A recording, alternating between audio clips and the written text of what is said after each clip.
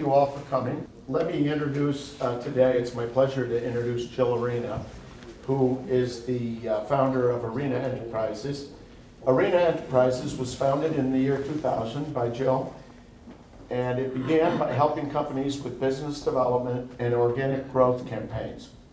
That led to helping companies grow through acquisition, which led to helping individuals find and acquire companies to operate and grow. Arena is now dedicated to the dreamers and the doers. They provide concierge search services for acquisition entrepreneurs to realize their dreams of business ownership. Please welcome Jill Arena. Thank you. Thanks, Ben, and thanks everyone for joining us this morning. Thanks everyone here and everyone on the live stream. And Ben, thank you for all the years of the Center for Free Enterprise. What a great resource and forum for all of us deal makers to get together. I'm excited to introduce David Haynes. And first, let me tell you a little bit about NPL. NPL is a company David acquired in 2019 with the help of our company, Arena Enterprises. NPL Home Medical is a custom wheelchair company. When you're wheelchair bound, mobility is the most important thing to you. David takes that very seriously, and he and his team help someone from the time they get their wheelchair all throughout their lifespan as their needs change. So with a culture dedicated to teamwork and a vision of high touch and excellence with what they do, NPL has really changed a lot of lives. So the work you do is very important. Thank you. And David, welcome. Thanks for Thank you. Speaking today. You know, when we do deals, we're often kind of quiet about it. And there's an element of discretion with deals. We can't really talk about it. And then when we're done with deals, we can't really talk about it because we're on to the next deal and you're on to growing your company. But it's so great to have David here today to talk about the business and what he's done with it and his search.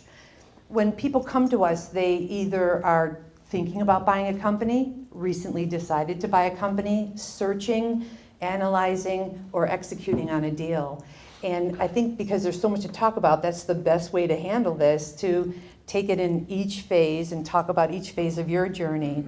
We're excited for you to be here. And David will tell you, I'm gonna call him out. He'll tell you, I'm not an expert. Yeah, but you must be doing something right because from the time you bought it till now, you've doubled the size of the company. And he just landed on the CRAIN'S Fortune fastest growing companies in Cleveland. 50, yeah. Fast 50. So nice job, David. Very good. Yeah. So do you want to sit? Sure. Or you want to sit on this side or that? I don't care. You don't care? That's Okay. fine, yeah. All right, we're going to sit. All right, so David, take us back to 2018 when we met and how you decided to start your search. And really, what were you doing prior to, oh, am I too close to him? What were you doing, so our microphones, a little feedback. What were you doing prior to deciding to buy a company? So, as opposed to even starting one, because I know you had the chops to start one, but. Yeah. Okay.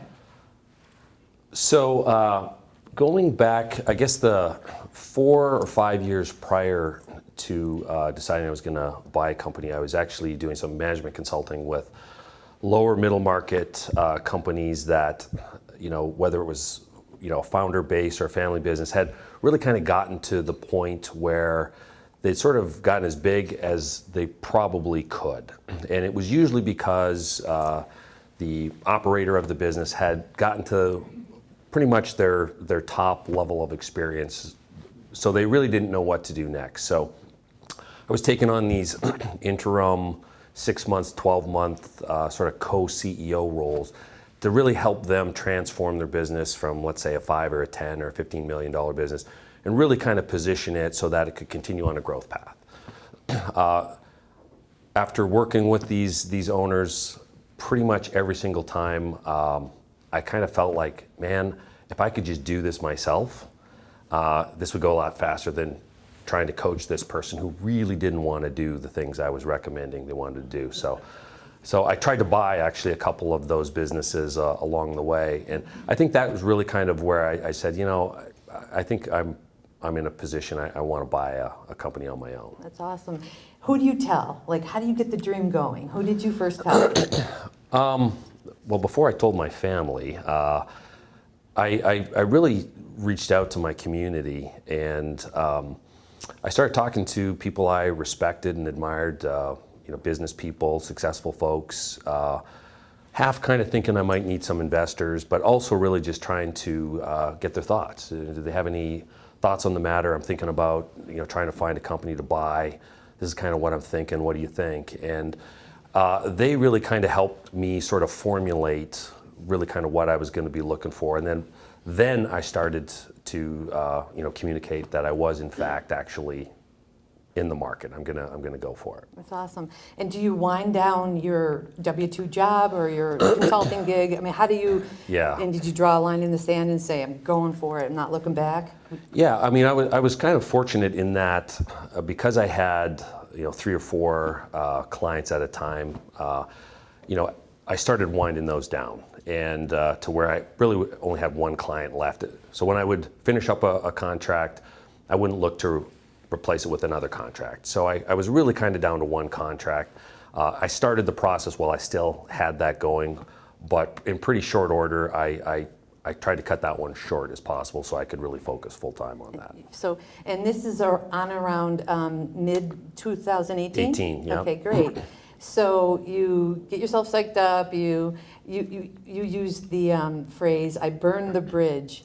And that's not burn the bridge so you ruin a relationship. That's in wartime. You burn the bridge so you can't go back over it. Yeah, Right. I'm not sure where that came from, but I learned that many years ago when we were doing an ERP installation. If any of you guys have gone through an ERP conversion or implementation, it's awful. It never works. It's terrible. But what often you have to do is you operate your existing system, you get the other system up and running, test it as best you can, you flip the switch, and then essentially you burn the bridge so you can't go back. So you have to make it work. Yeah. So I learned that phrase years ago, and that's kind of the approach that I had was like, okay, if I'm going to do it, I'm going to walk across the bridge, light it on fire. So I'm going to make this work one way or another.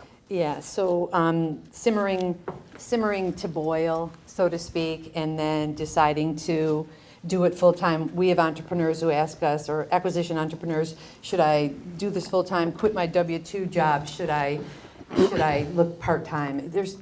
We don't profess to say we know the exact method for someone to go about it, but you drew the line in the sand and you started. And when you think about your skills, what did you say about, you got to know yourself, right? So you knew what you brought to the table, all your experience from your last jobs. Tell us about that, because that's going to lead into what you look for. Yeah. What kind of opportunity profile? Yeah, I mean, I guess I'm going to answer that question a couple of different ways. So I felt like I had more skill, I guess, in some areas of business, things like marketing, sales, things of that nature. But I also felt like I was competent at really all the functional areas of a business. So while it would be great to find a business that was operationally sound, where I could just focus on the things I like to do and I think I'm pretty good at, the reality is that you really kind of are going to have to be prepared to do the stuff you don't like to do. And so you kind of, when you say like know yourself, I knew that if I had to jump into operations, HR, not my favorite thing to do, then absolutely I was gonna do that. So really, it's really, for me, it was always about, you just have to develop competency in everything. Yeah. You don't have to be an expert on it, but you have to have a measure of competency. And I remember meeting you and agreeing that this guy has a background in engineer, he's a civil engineer, MBA from Pepperdine, and I remember thinking he'll be good, and he's great in front of customers, or great in front of the targets, but the one thing I could tell was that you liked people, and so it's you've got to like people. So I think the point we're trying to make is that regardless of your background, whether you're strong in operations or strong in sales, and you look for an opportunity that has a profile where you can make some change, affect some change, the one thing you have to do is like people. And would you agree with that? You got to lead, you got to inspire. Yeah, I don't know if you have to like them. As I've gotten older, I like them less. But that's honest. But yeah, you absolutely have to be able to develop a rapport and be authentic and be, genuine and sincere. And I think good things will happen if you behave respectfully and appropriately and things of that nature. But I think I'm more interested in the people's story than the people themselves. And I think that lends itself, when you're talking to a target, is to peel back the onion and unpack their journey. So that's been, kind of my view on the people side of it, is I really enjoy the people's journey. Yeah.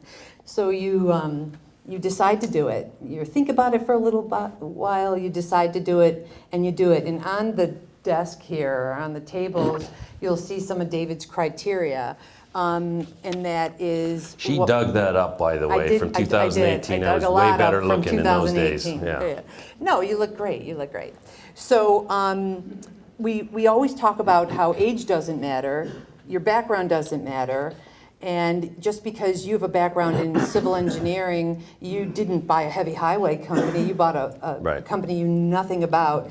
Speak to that, the fact that when you were putting your opportunity profile together and your buying criteria, how did you piece it together? Like did you say, I was going to try to get something that helps me utilize my skills in engineering, or helps me utilize my acumen towards sales?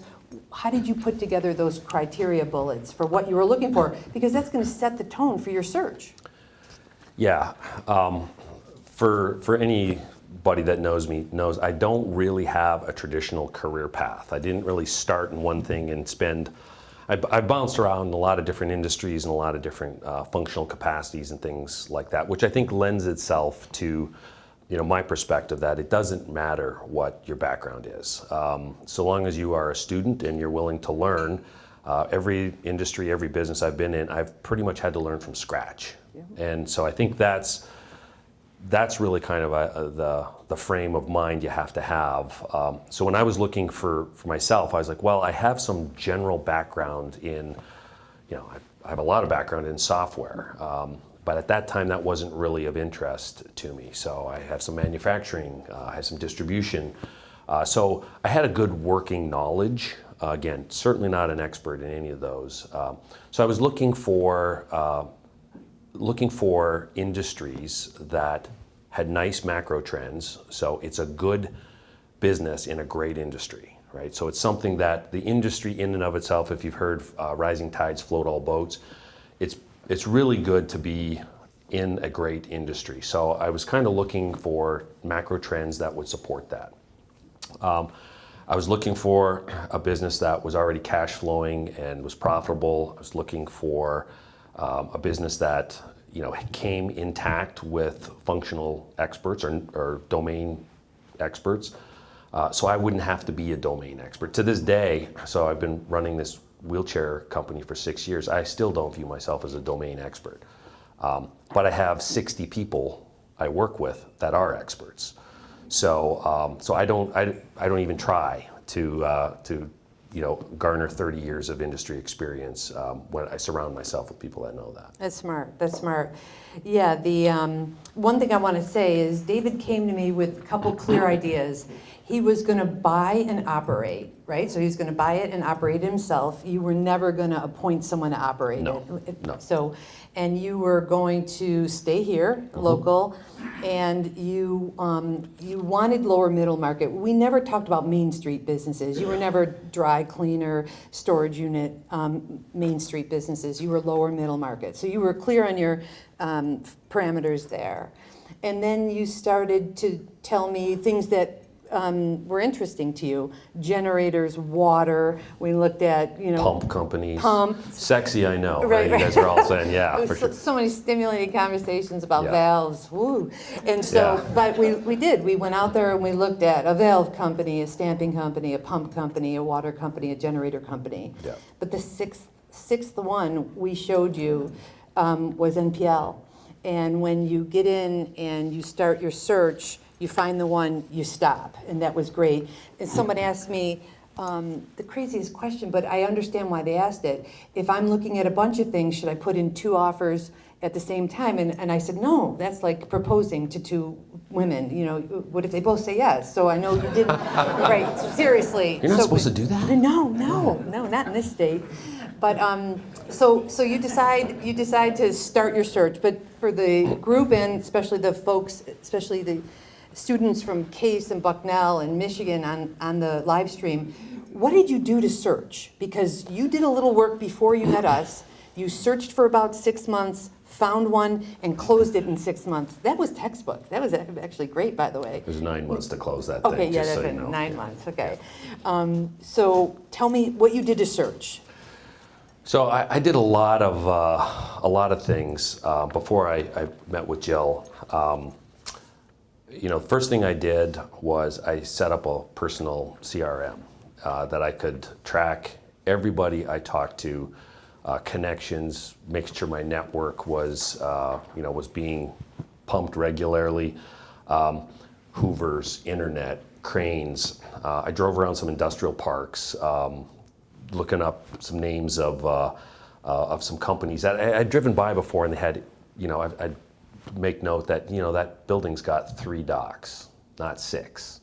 So, okay, it's got 3 docks, and, wonder what's on those pallets that are on the back of that truck. And so I just started trying to formulate a geographical picture, because while I set a limit, I think of a couple 100 miles, I said I would do it, I was secretly kind of hoping, wouldn't it be great if there was something like in Chagrin Falls or something really close? That would be awesome. So, so I spent an afternoon driving around and doing that sort of thing, and kind of built a list of prospective companies, and then started, cold calling the companies. Yeah.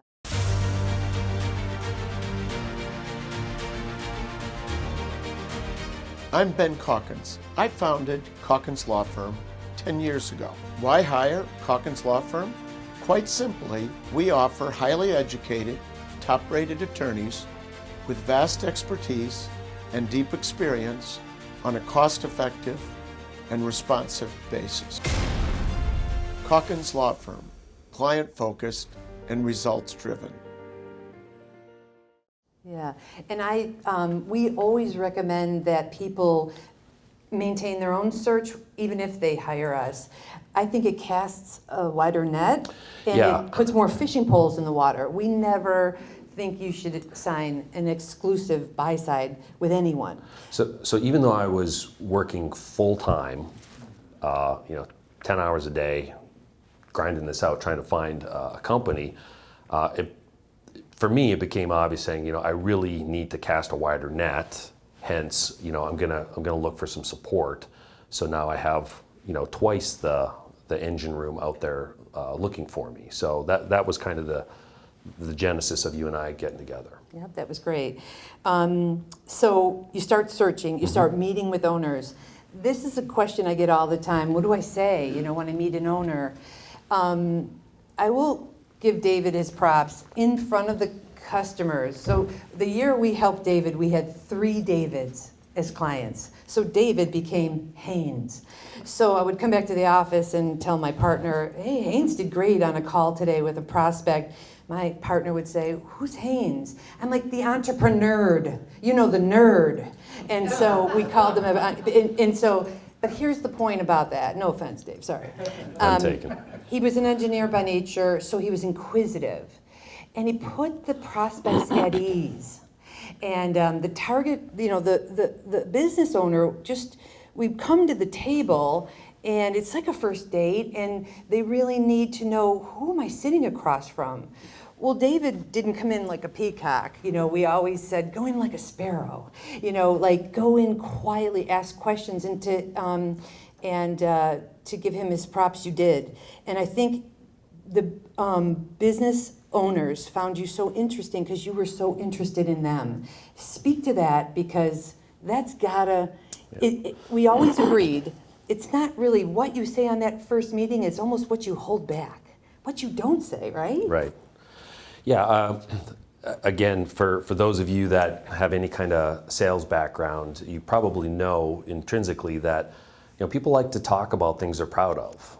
So a lot of these folks, this was their baby, and so really kind of asking about the path they've been on, the journey, how they got here, and just really kind of having a conversation as if you're just having a cup of coffee with them for that first meeting, and kind of establish that you are genuinely interested in not just the financials. I never brought up any of that stuff initially. It was really kind of more about building a relationship with this individual so that they felt trust amongst us. And so that was really kind of the style that I brought to the table, from years and years in sales related things, is trying to develop those trusted relationships. Really goes a long way at the beginning. Yeah, I think and we agreed on this, the business owner is sizing up three things. Is this person going to be passionate about my company or the industry?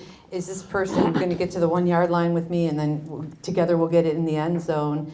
And is this person a competent problem solver? I think that's the number one thing that when I'm sitting there, and I am sitting in the cheap seats watching the buyer and seller talk to each other, but I'll have to tell you that when it's on, it's on. I mean, I could pass out on the floor and you're going to keep talking because you've got that rapport going and you don't need me to say anything. It's on. But I think that if you could get across to the owner subtly that you are serious and that you are interested, we go to the next step, right? Yeah, and I think that you're going to be a good steward of their business, right? I think that's in the back of every owner's mind, is they've got so much blood, sweat, and tears into that business. Even though they're maybe going to want to retire, they've got relationships with the people they work with. They've got sweat equity into this, and they put their kids through college because of this business, or whatever the case may be. So yeah, they want to make sure that it's going to be left in good hands, and you're not going to take it in the wrong direction. And they care about what happens to the employees. For sure. We liked those sellers. And, for as many business owners we've talked to, we've always noticed when you conclude the first meeting, really, I like what I've heard. I'd like to learn more. I think what you've built here is a great company, Mr. Smith or Mrs. Smith, and I'd like to learn more. That's literally it. And when we pick up the phone and call people, we believe every business is for sale. And we've called hundreds of businesses cold over the last 10, 15 years. And same thing on the phone. I want to meet you. I like what I see on the internet. You're private. I can't find much about you, Mr. Business Owner or Mrs. Business Owner, but I'd like to meet you. I'm interested in your company. Man, they light up. They just want to know you're interested. Okay, so you're searching and you're meeting with people and you find the one. So now you're in the Actually, you found the one. Right. Well, thank you. I'm so happy to do so. Yeah. So we go into analysis, and it is in my. I believe you should get some things up front. I want the last 3 years financials. I want cash flow statements. I want P&L and balance sheet cash flow statements. I want information about add backs, non-recurring expenses that'll go away after the new owner takes over. I want to know about customers. I want to make sure there's no more than 20% in any one customer concentration. And I'm going to start going on and on. David always said, no, we're just going to get financials.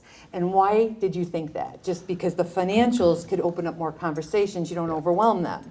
Yeah, I really tried to ask for the minimum, the absolute minimum amount of work on the owner's part for them. So I wouldn't, here's not a big long diligence list of stuff as you kind of laid out. I would ask them, again, if things, would you be able to share some financials with me. Not the last 3 years, not what, some. Can you share some financials with me? Something that's relatively low impact for them. And then that would start the conversation. And from that, there'd be, some additional dialogue.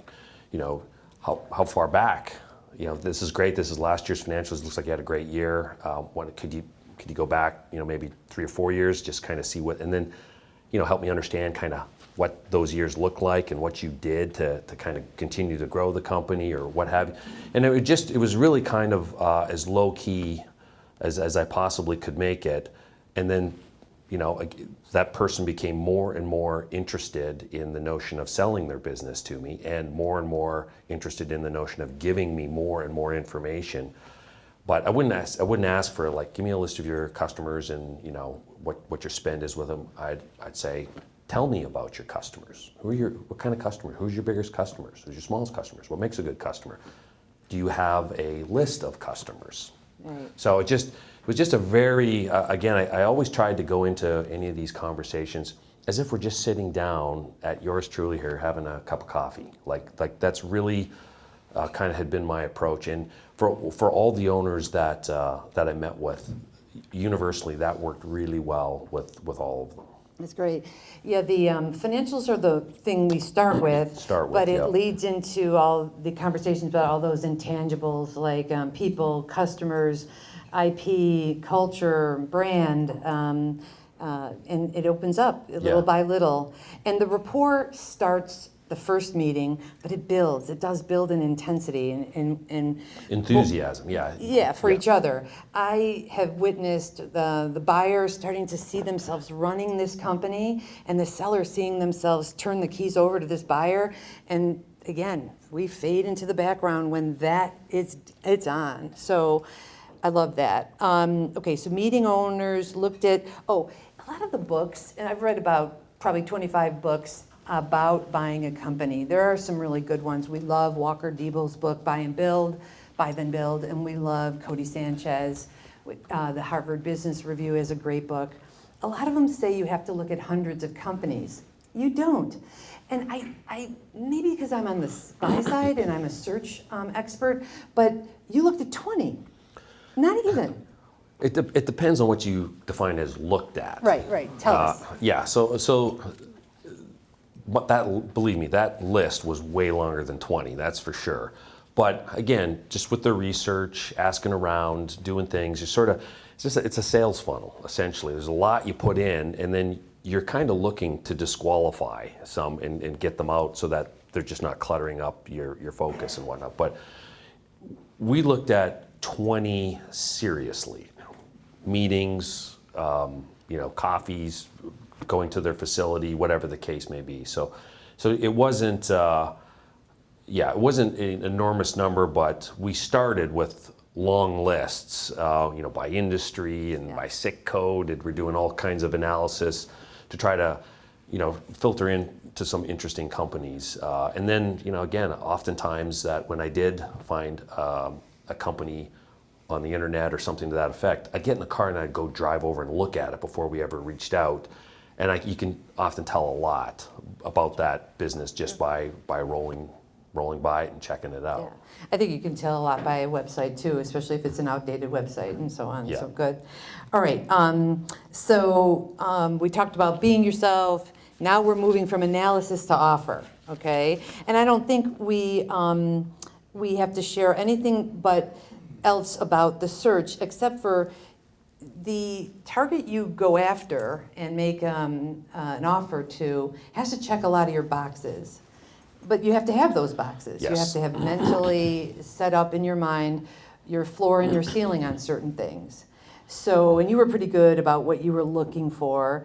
And again, it's the opportunity profile. If you're strong in operations, maybe you find a company that's really strong in sales that needs ingenuity or operational excellence. Go ahead. Yeah, and again, just to be clear, for me, I didn't really care what the business did because I knew I was going to impart my own perspective on that company going forward. So I think it's important that, just so I I run a custom wheelchair company.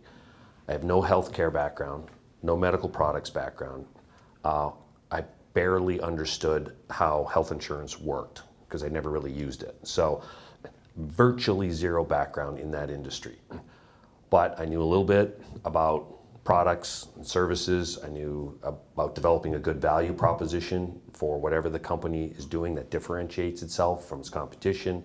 I knew about hiring people. I knew about, sales and marketing. I knew about operations. Interestingly enough, though I've viewed my strength as really kind of, marketing, strategy, sales, most of my time at NPL has been spent in operations, lean manufacturing, Six Sigma, stuff like that I had a good working knowledge of, but that was never really my interest. But that's what this business needed, and it's worked out fine. So I think that's important to, while I think it's great if you can find a business that is complementary to your interests and your strengths, you narrow down the number of companies available to you that could otherwise be phenomenal opportunities, right? So we kind of flip-flop back and forth saying, hey, this has got such an outdated website, and I drove by the building, it's kind of a dump. I think we could totally turn it around, right? Using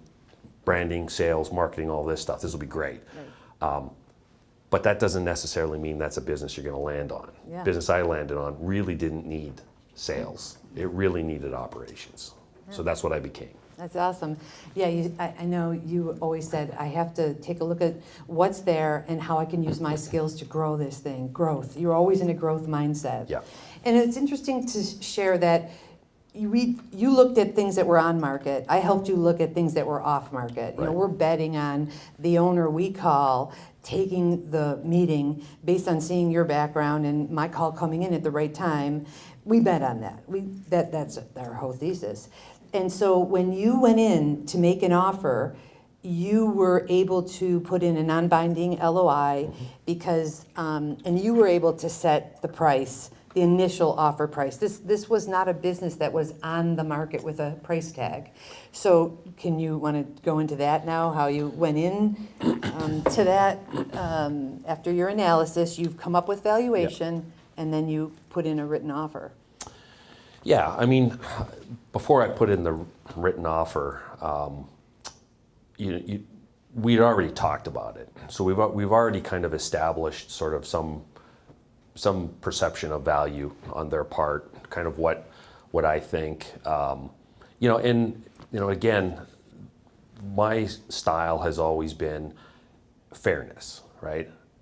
Fair deal for me, fair deal for the owner. I never went in trying to get the lowest price I possibly could. I always went in, what would be fair and what would I be willing to live with? And so I'm not saying I went in with a mindset of paying a premium every time, but I kind of did, just hoping I wouldn't have to. But again, I have found in life and business for 30-something years that fair deals are better than ones where I come out as the winner and there's a loser. So I think, and again, that owner may be critical to the success of the business, whether they're going to stay and transition with you. In my case, I didn't really want the owner to stay on board. My day one was his last day. But still, nonetheless, I think those are things that you need to keep in mind. Yeah. When you're about to put that offer in. Yeah, and we could talk an hour on just valuation. Mm-hmm. It's valuation and how it's valued in your eyes, how it's valued in the seller's eyes, and they get anchored on a idea of what they think it's worth. You've got to find that middle ground, and yours was an asset sale. Yeah. So when you go in and you talk to an owner, there's a book written right now.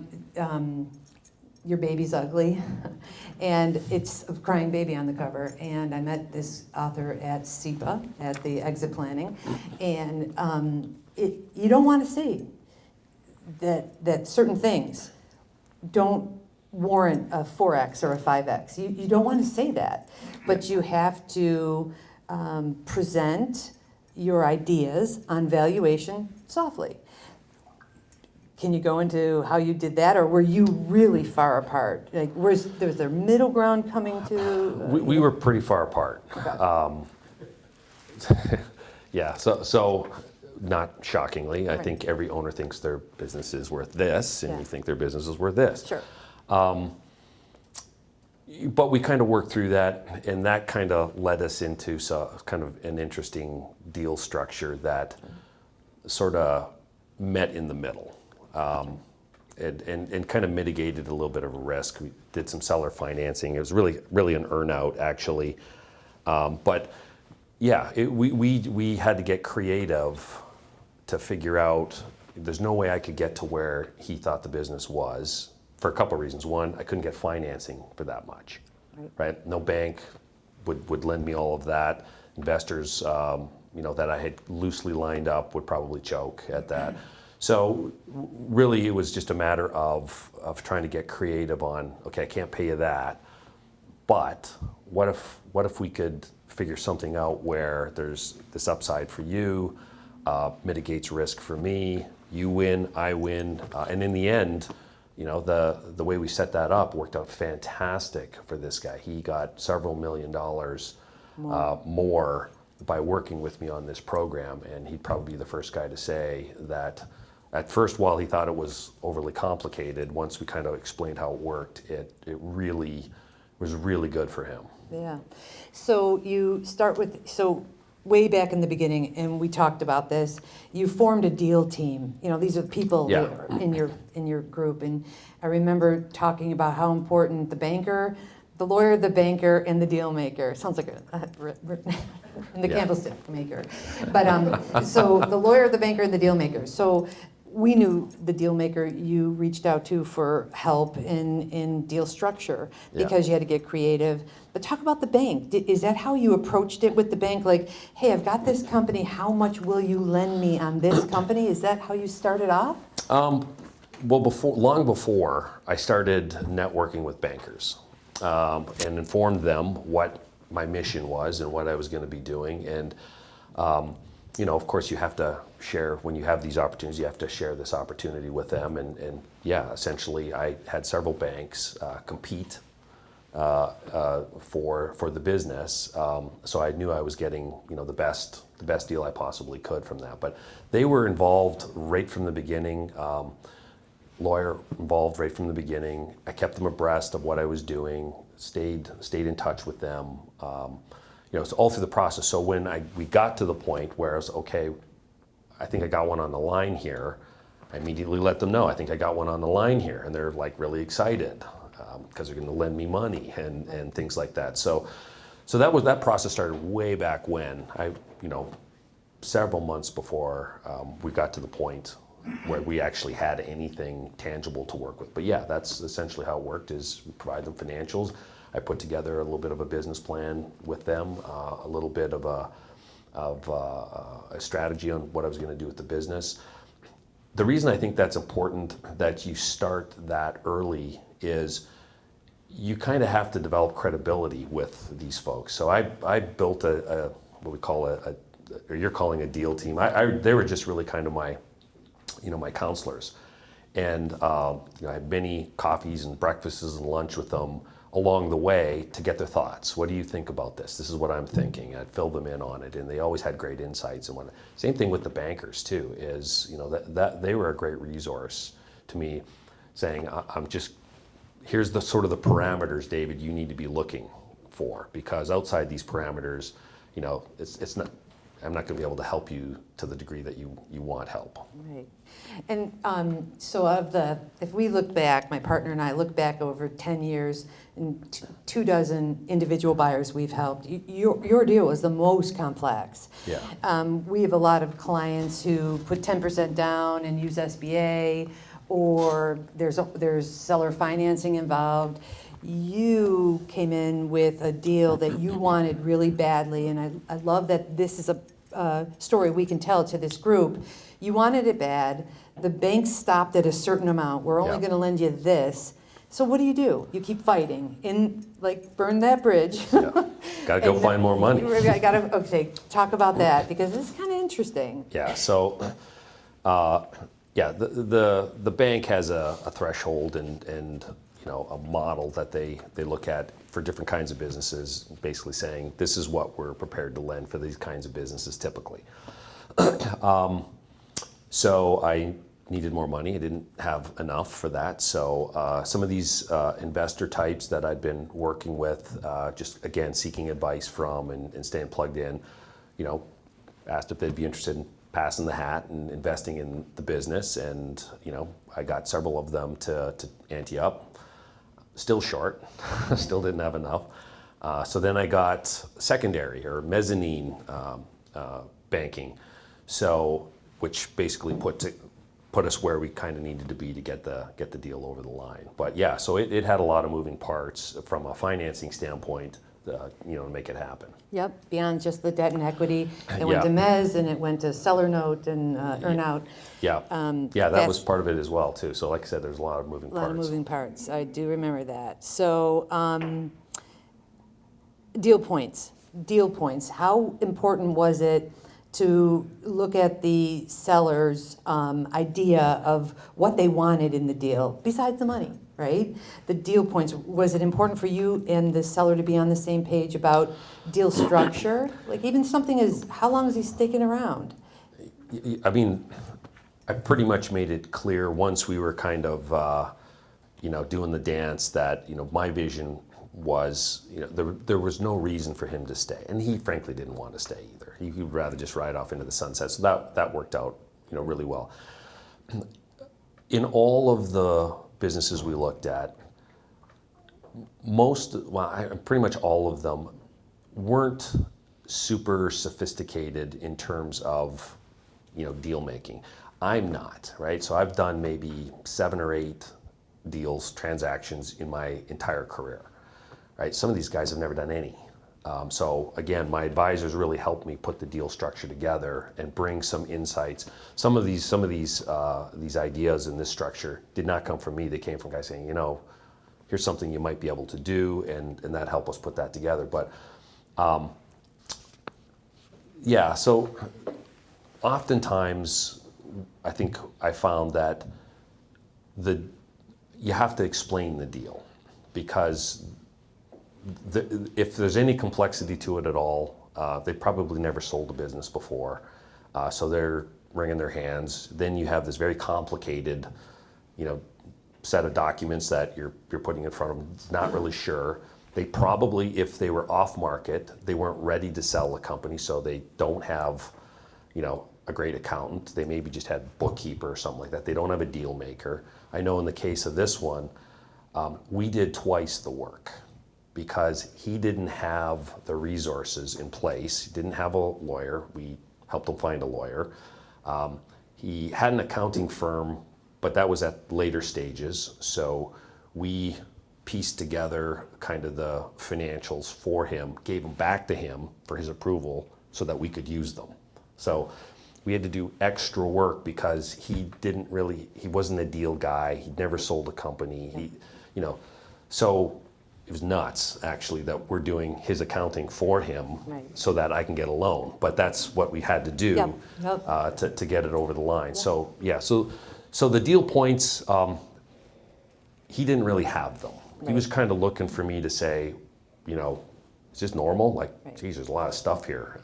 Right, yeah, the unrepresented seller does look to the buyer and the buyer's team to guide them, and if they happen to be in agreement with what you're recommending, we're moving forward. That's great. But how, it's so interesting. I'm encouraged because there's a rise in the number of CEPAs out there, and it's certified exit planners. And these certified exit planners, many of in the room, are going to help sellers prepare for an exit, but they don't get good at it. They only do it once. Right. It's not something you can get good at. And so when I think about my lawyer years ago teaching me, here's the things he said. Time kills all deals. Mm-hmm. Belts and suspenders, Jill. We got to have belts and suspenders for the buyer. And then, cooler heads prevail. These are direct quotes from my lawyer. now I understand when you're in the throes of it, it can get emotional. You're right at like the 10-yard line and anything can happen. But speak to how important having a good rapport with your lawyer was. I mean, or having a good deal lawyer. Yeah. Yeah, so. Yeah, no, just the team you put together can make or break the deal. Again, very creative, supportive guys.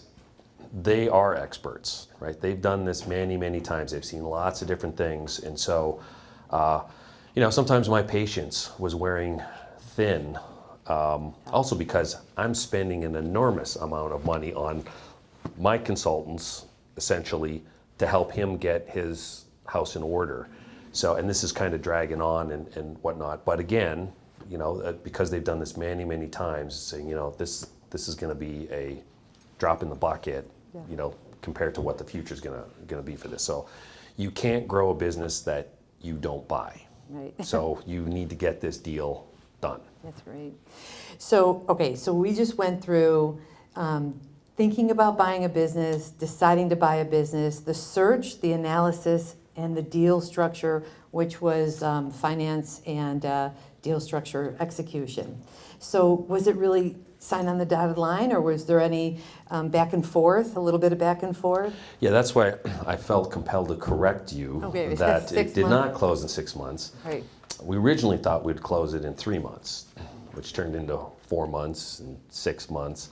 It was exhausting, again, partially because this particular individual just wasn't his wheelhouse. So he didn't understand a lot of what we were trying to do.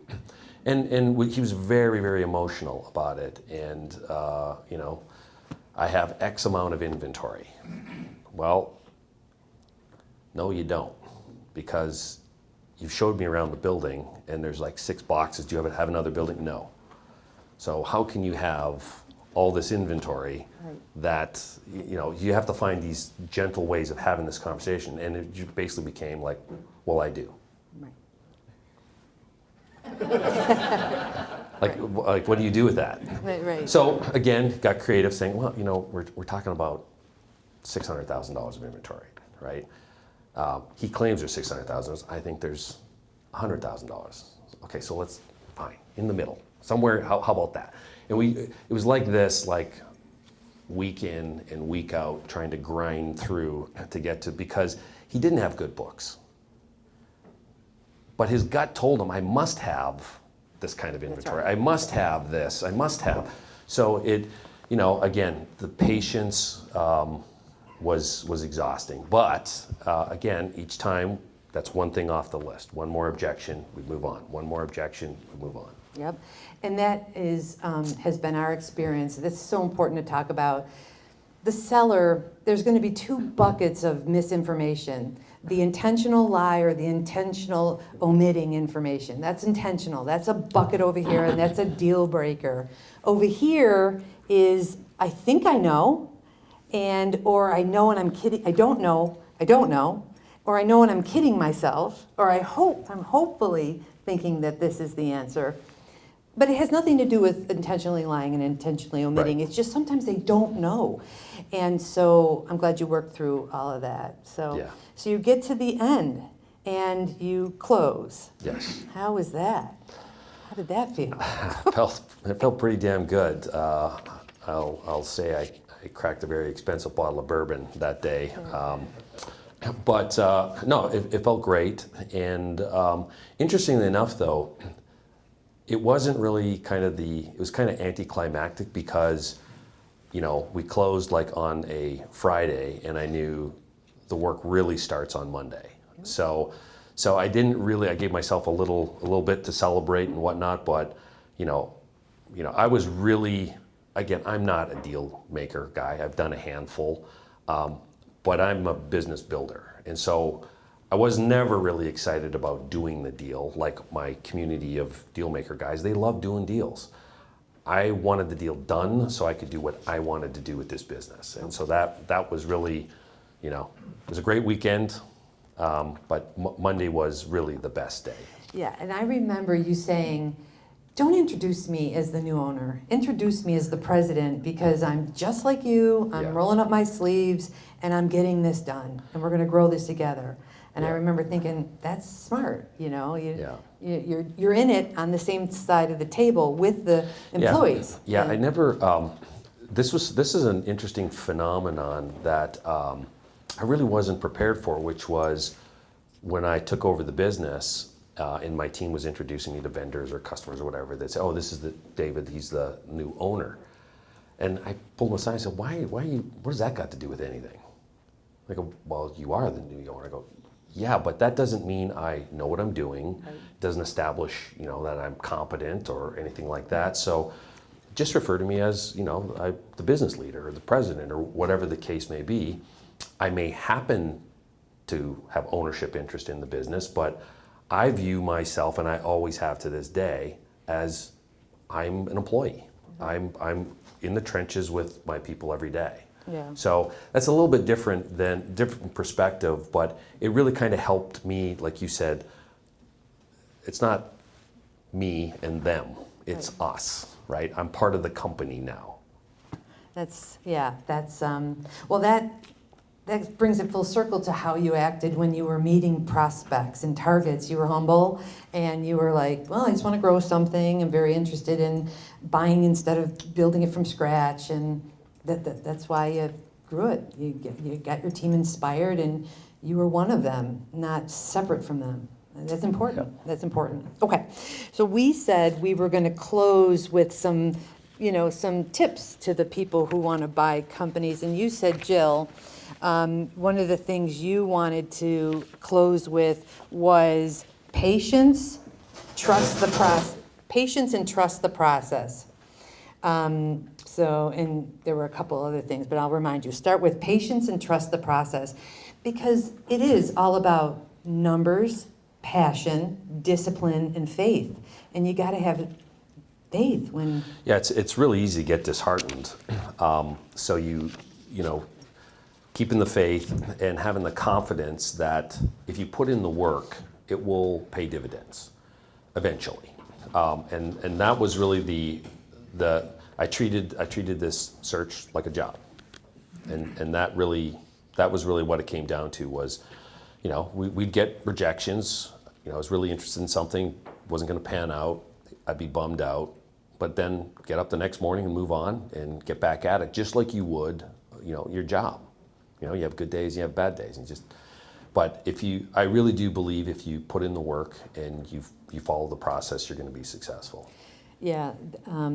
The other thing you wanted me to remind you of is don't wait for perfection and due diligence. Yeah. Like not Microsoft, Facebook has a sign in their lobby, done is better than perfect. Yeah. Maybe that's a Gen Z thing, but it is, done is better than perfect. Don't wait for perfection. Yeah. Sometimes you have to estimate and risk. And I guess everyone's got a comfort level with their own personal risk profile. Yeah, really kind of the thinking there is there's material stuff and immaterial stuff.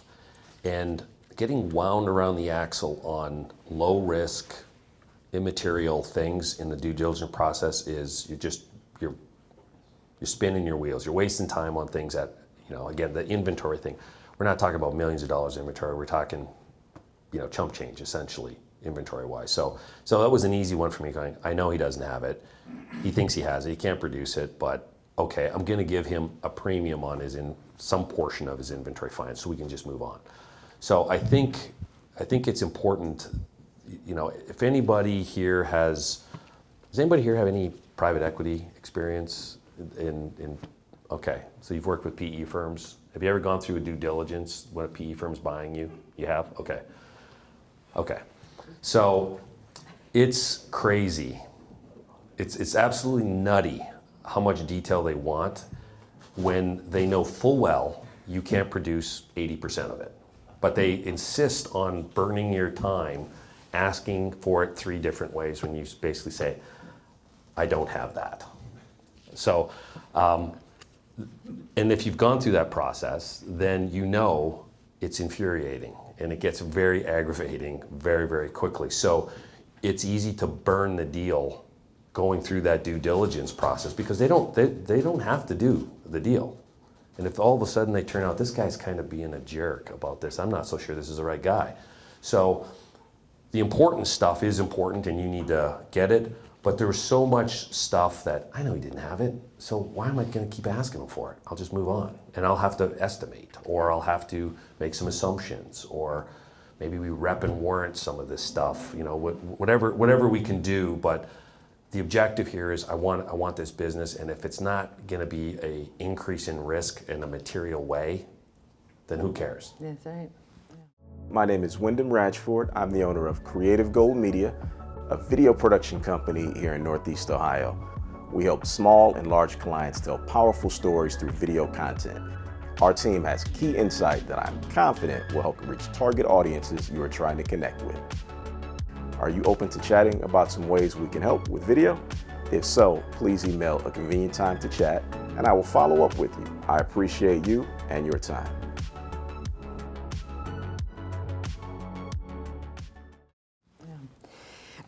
One of the things you wanted to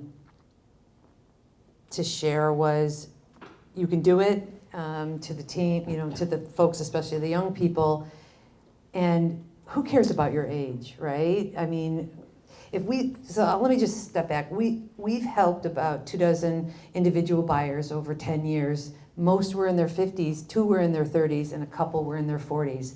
But it doesn't matter. The sellers need acquisition entrepreneurs. They don't know how to exit. They put their head down and built their company and woke up one day and they're 68 and they don't know how to exit. They need acquisition entrepreneurs. So it's more about what you bring to the table with your passion and your discipline around knowing what you're good at. And so speak to age, because there's a lot of young people want to buy businesses. Yeah, so let's see. So I was 54. I was 54 when I bought the company.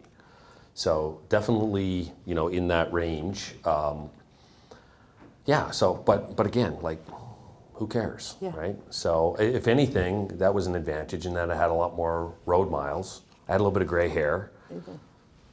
Not this much gray hair, but I had some gray hair, and that kind of helped with some of the folks, you know, that are late 60s or whatnot that we were talking with. So yeah, I don't think age matters. Like I said, I don't think your you know, your credentials matter. Nobody asked me, like, what business school did you go to? Like, they couldn't care less about any of that kind of stuff. So you know, I wouldn't get too wound up about your age at all. We said you can do it, but don't go it alone. When we were talking about this, don't go it alone. Join a community. You've got amazing communities around town. Promise Partners, Case Western wants to embrace you and teach you. The boomers need you, so join a community and get to know these boomers. And every business is for sale. That's the only last thing I wanted to share. But any other closing comments? I don't want to steal your thunder. No. No. It's been a great conversation. Hopefully you guys have enjoyed it as well. Yeah, and it's been fun working. It was really fun working with you. Thank you so much for. It was fun when Jill asked me to do this. She dug up a bunch of our old communication and stuff from way back when. It was Outlook leaves a trail. Yes, was sending it to me. It was really fun to kind of go back through some of that stuff. Yeah. Oh yeah, and steal David's homework, right? I remember this one guy said, I've got normalized EBITDA of 1.5 million over 2016, 2017, 2018. What kind of multiple will you give me? Now, David, I let you know that that's not a guy who's ready to sell. That's a tire kicker. But David very calmly wrote back, tricky question, Bob, not his real name. Right. Tricky question, Bob. You know, I'm looking to pay a premium for a company growing, and I'm with a core team that'll stay, and IT running the infrastructure. He listed off a few things, but it's very impossible for me to give you a multiplier right this second. But hey, let's meet. And so steal the homework from David when you talk to people about what you might offer. That's your answer. It's impossible for me to know what I'm going to offer without meeting you, looking at your books, and talking to you about your company. But digging up all those old emails, and sometimes people who wouldn't meet with us, who just wanted to go back and forth on email, we weren't going to meet with them anyway. Right, They yeah. weren't the target sellers. I'll always say this to my buyers. With honesty and integrity, I'm going to introduce you to a seller, and with honesty and integrity, we'll expect that back. We'll expect them to tell us the truth back. So we'll lead with the truth, they will lead with the truth, and that's really how it goes down. There's no magic to it. I wish I said something magical. I say nothing magical, but I say David Haynes is someone who wants to buy a company, wants to meet you. And when we do that enough, we hit. Yeah. Yeah. Yeah. So we want to open it up for questions, but can we give David a round of applause?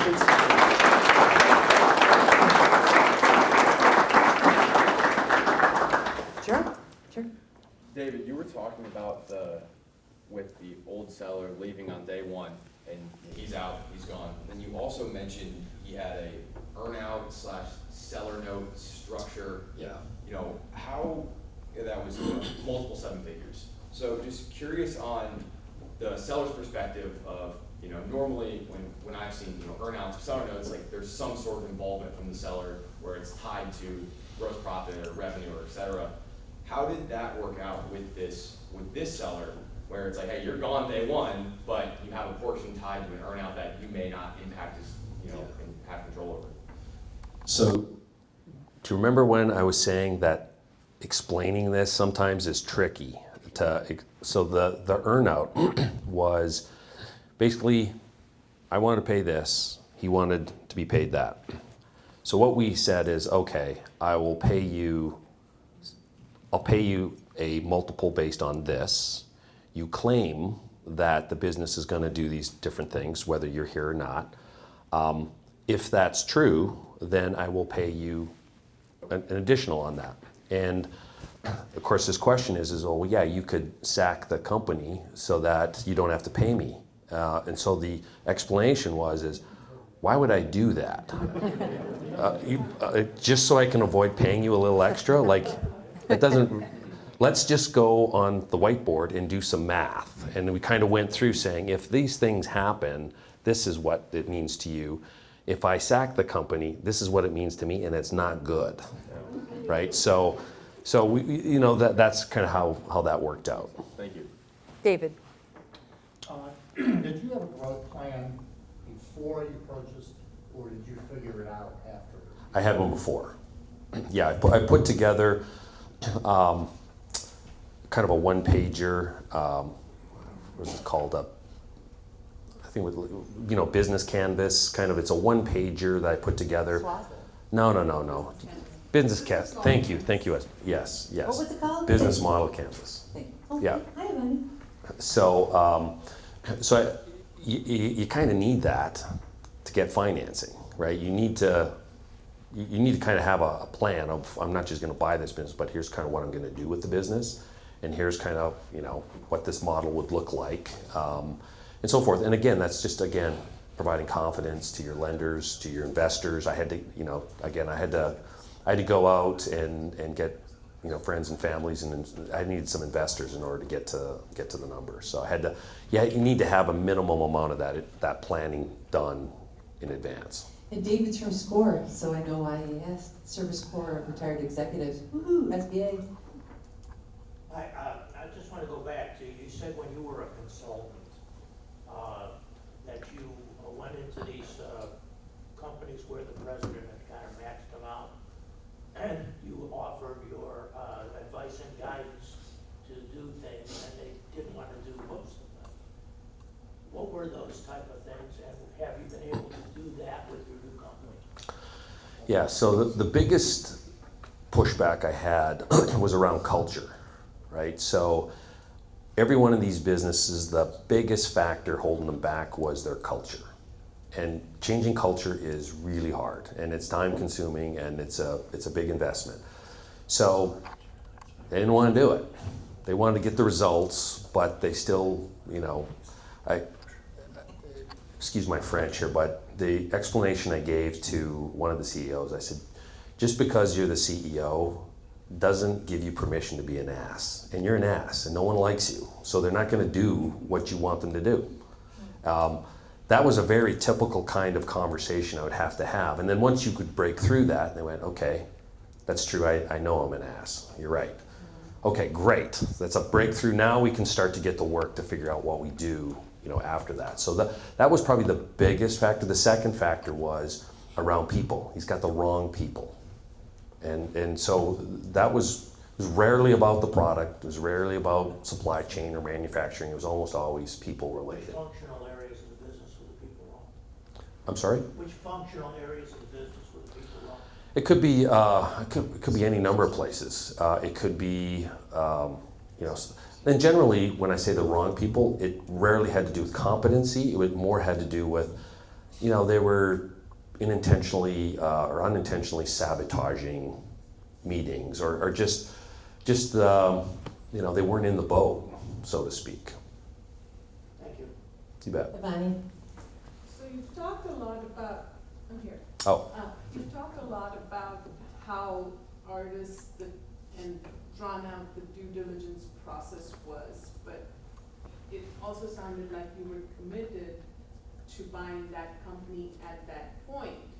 So help me understand, at what point and with how much or what information were you comfortable enough to mentally commit that, yes, this is the company I want, and then work through, helping him get their financials in order and blah, blah, blah, blah, and all of that.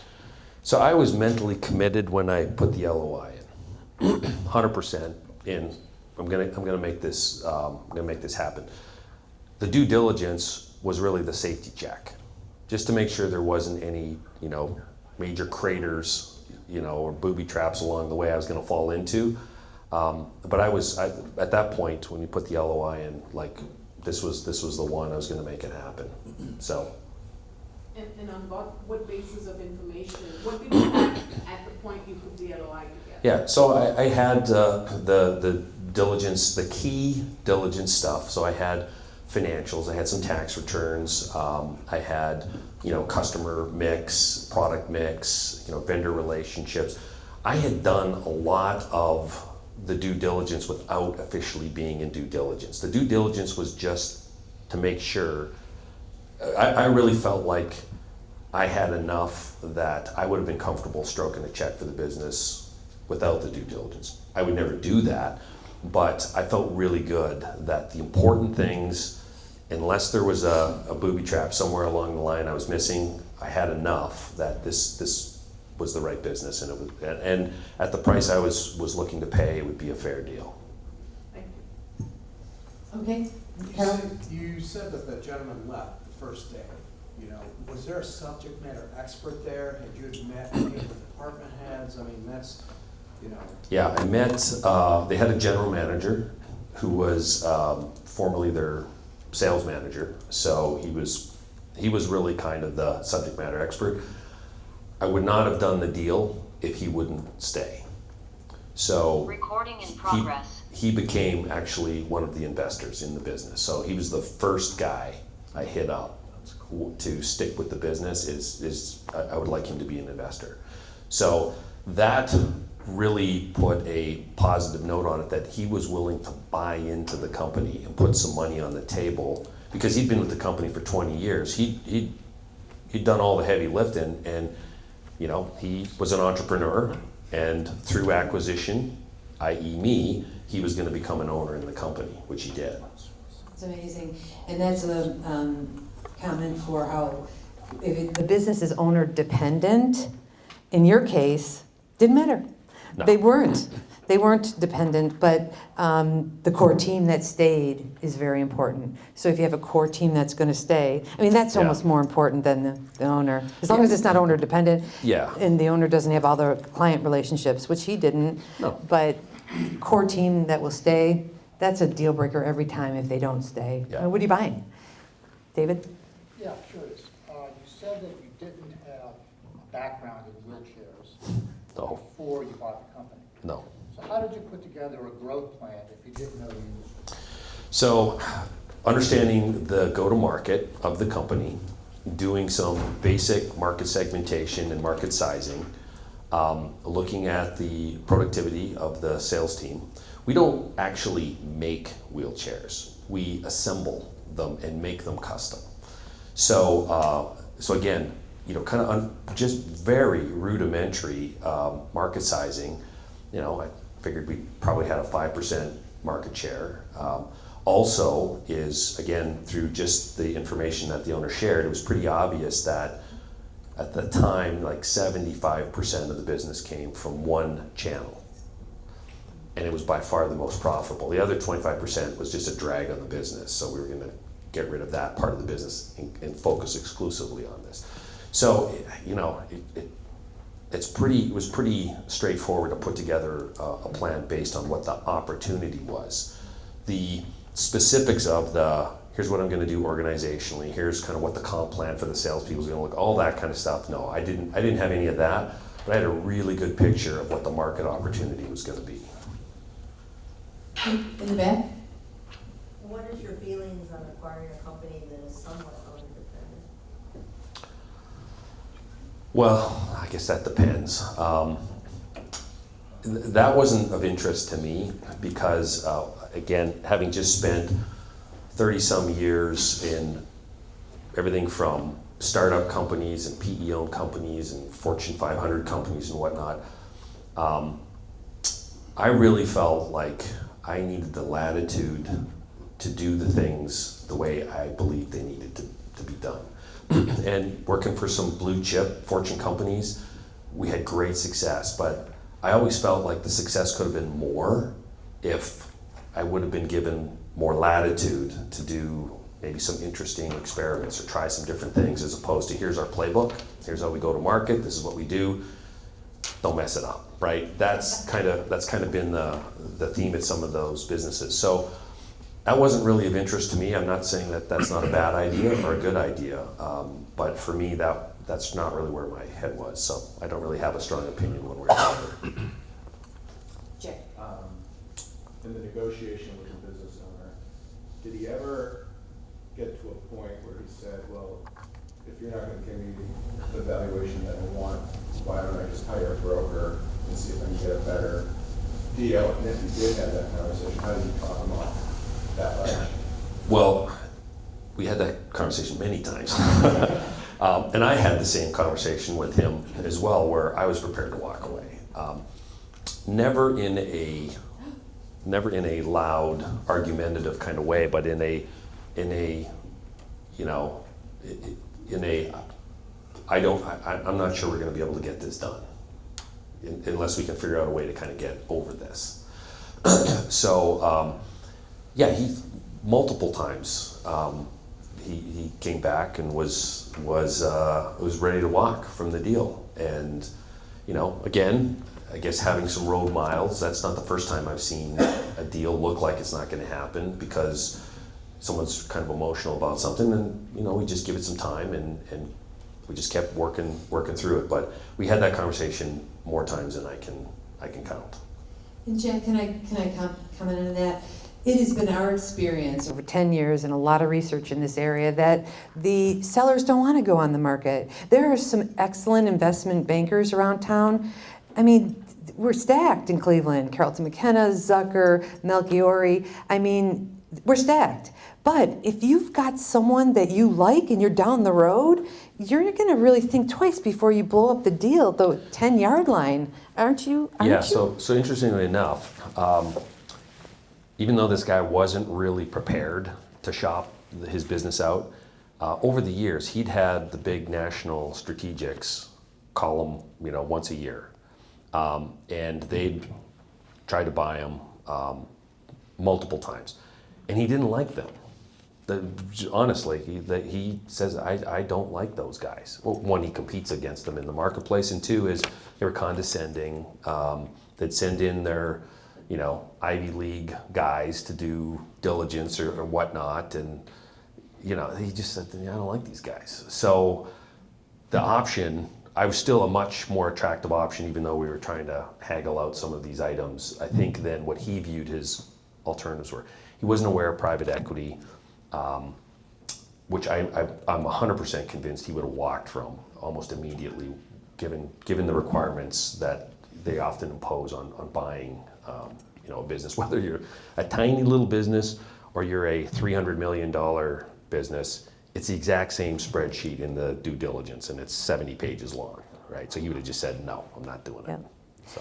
We can end on that note, because that's the case for the acquisition entrepreneur. 30s, 40s, 50s, 60s, doesn't matter who you are, how old you are, your background, that's the plug for the acquisition entrepreneur. Yeah. Private equity scares these sellers. They don't want to sell to their competitor all the time, Right. or someone within their association.